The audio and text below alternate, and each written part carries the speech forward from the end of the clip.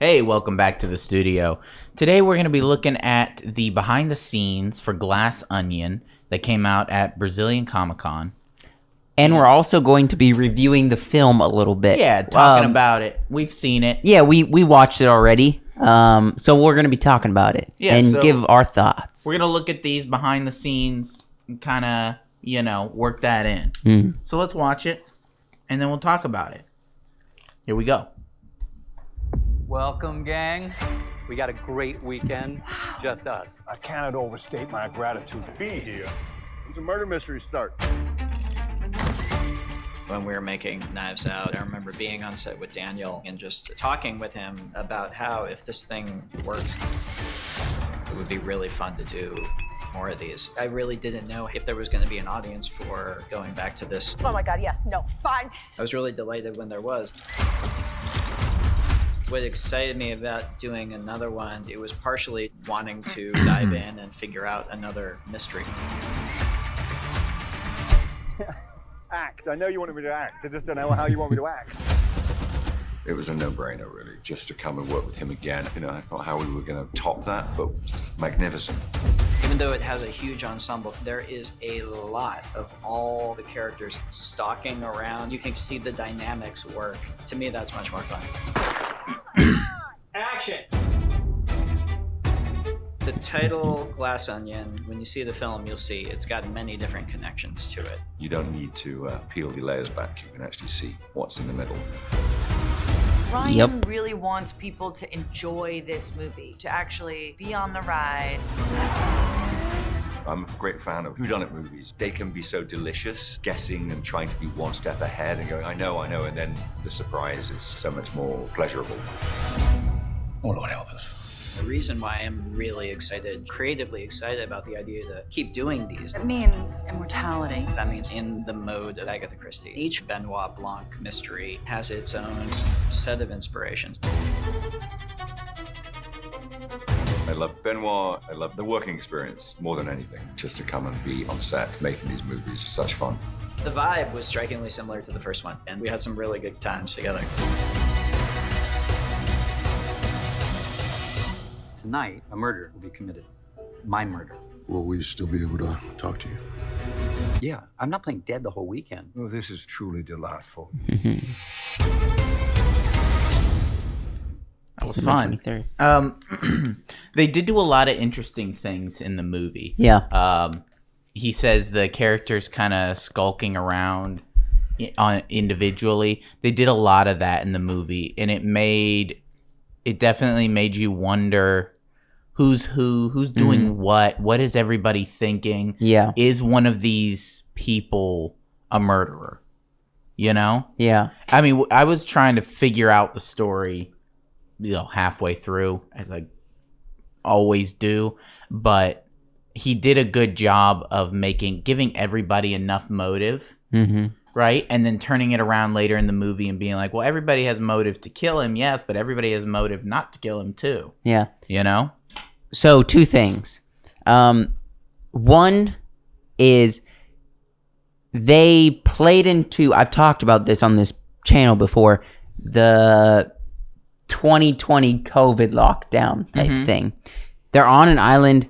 All they have to do is have the cast and a very small crew. They don't have to go anywhere with their film. They don't have to do anything. I talked about this about a couple films, like The Guilty, that was with Jake Gyllenhaal. They did this so that it could be like, they could still be making movies, but it was like such a small crew that they didn't need to go anywhere or interact with people. And I felt that here. I just wanted to kind of acknowledge that because that's what I was thinking when I was watching it. And they did sort of explain in the movie, everybody got a little breath thing. Yeah. And the guy's like, you're good.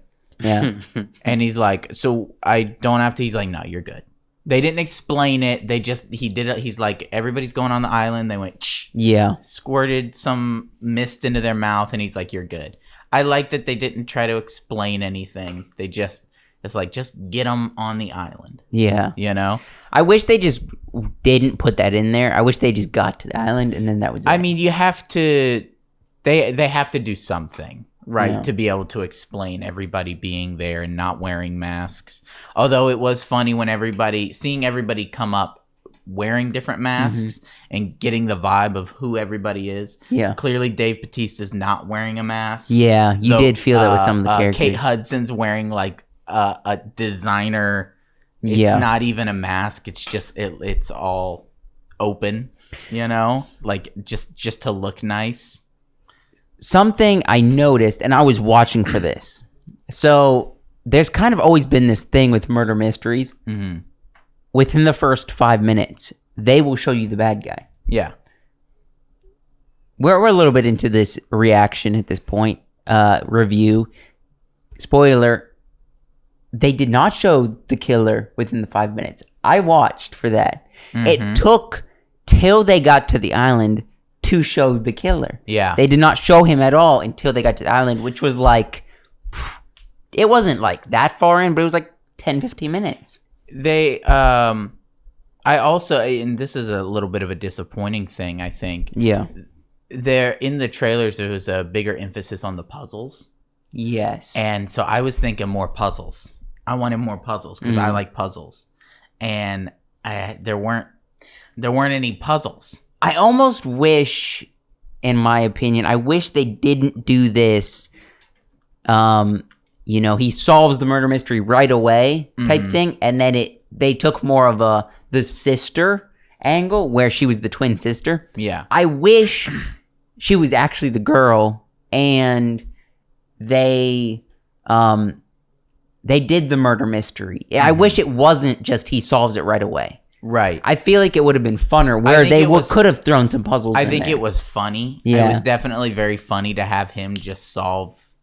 Yeah, but that's all it was. Mystery. A quick laugh. But it also, that played into everything they wanted to say about Edward Norton's character, and was the kind of person he is, or the kind of person he thinks he is. Yeah. Right. That was the whole goal of having Benoit Blanc just solve it instantly, but also just kind of be confused throughout. And then also, I was really confused at the beginning with how Benoit Blanc was acting. He gets to the island. He's he's weirdly excited when Miles takes him up to his office. I was like, he's acting like differently than I expected him to, than he did in the first one. And then they make it make sense later in the movie. Yeah, they I was did. like, oh, okay, looking back, he's hamming it up a little bit.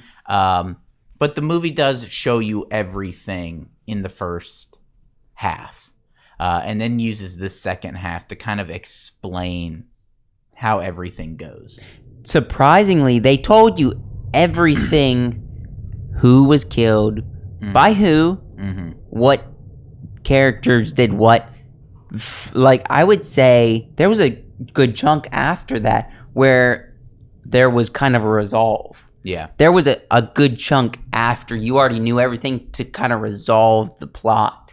And that was a little different. Usually it's like right at the end you find out who did it. Right. Can I chime in? Yeah. I highly disagree with that.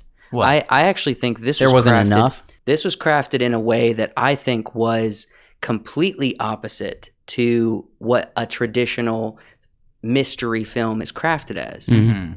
Meaning, I think they did not give you enough to possibly guess it at all. Yeah. Because they literally didn't reveal anything. It was literally like an onion. No, I would agree with that. It was like you can't get to the center without peeling back the layers. Yeah. You couldn't figure it out. But they then, didn't of course, reveal it to us. Of course, the movie also made it a point of being like, if you just look, you can see the answer. That was the point of the glass onion. You can peel back the layers all you want, but all you have to do is look at the center. It's right there, standing in front Is of this you. like how many licks does it take to No, eat Tootsie Pop? because you have to I'm just- bite. You got to bite into that. You're just Yeah. looking through this. And I will say, I didn't call the killer, but I did call, like, sort of in line with the killer. They make a big point of Ed Norton's character, who he is, the way he speaks, the way he acts. And later in the movie, they make a point of Daniel Craig being like, this guy's an idiot. Yeah.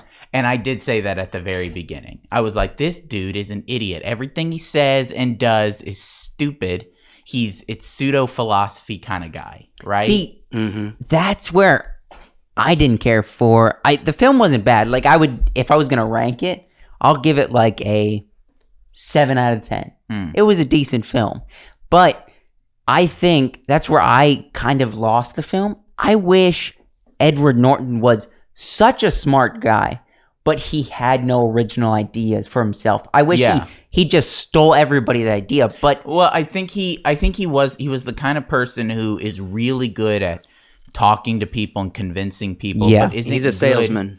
Doesn't have his own original ideas. Yeah. I liked that aspect of his characters, like this rich person that everybody thinks is a genius, but isn't. He just coasts on the ideas of other people. He throws ideas out there, and then other people create something. He's not a creative. He's fake. He's a fake. Yeah. I like that because I think there's a lot of people like that. I think that's probably Rian Johnson's point, is there's so many people like that.